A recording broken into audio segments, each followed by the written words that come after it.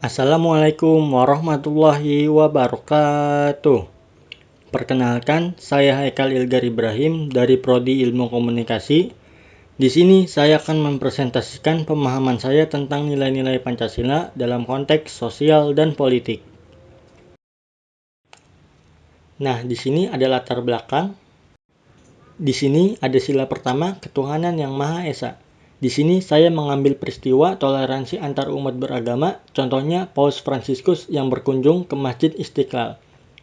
Peristiwa ini menjadi simbol kuat dari toleransi dan upaya membangun persatuan di tengah keberagaman.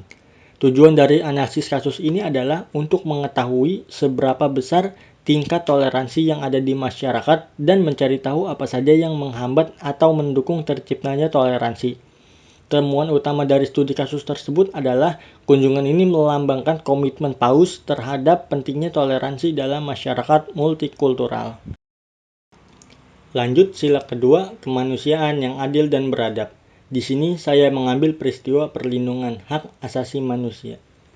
Perlindungan HAM adalah isu global yang sangat penting dan kompleks.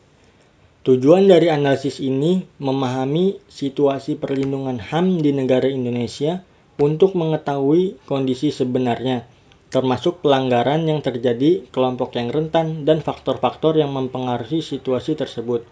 Temuan utama dari studi kasus ini adalah pelanggaran terhadap hak-hak sipil dan politik seperti kebebasan berekspresi, berkumpul, dan beragama masih menjadi masalah yang umum terjadi. Selanjutnya, sila ketiga, Persatuan Indonesia. Di sini saya mengambil kasus konflik antar kelompok etnis. Konflik antar kelompok etnis merupakan fenomena kompleks yang sering terjadi di berbagai belahan dunia, termasuk Indonesia.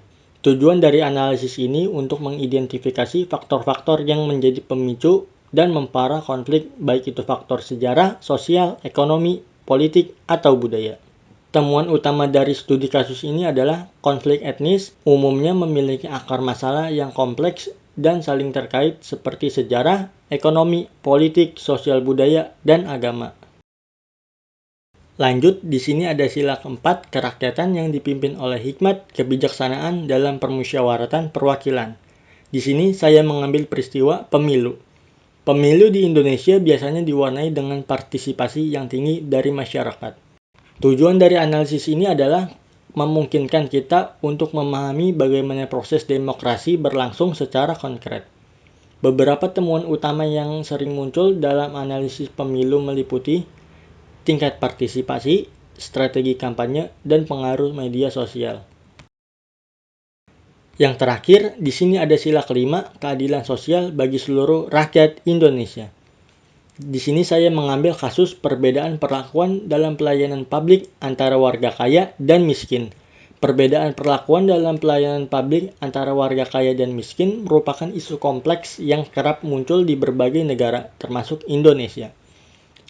Tujuan dari analisis ini adalah mengungkap adanya praktik diskriminasi yang terjadi dalam pelayanan publik berdasarkan status sosial ekonomi.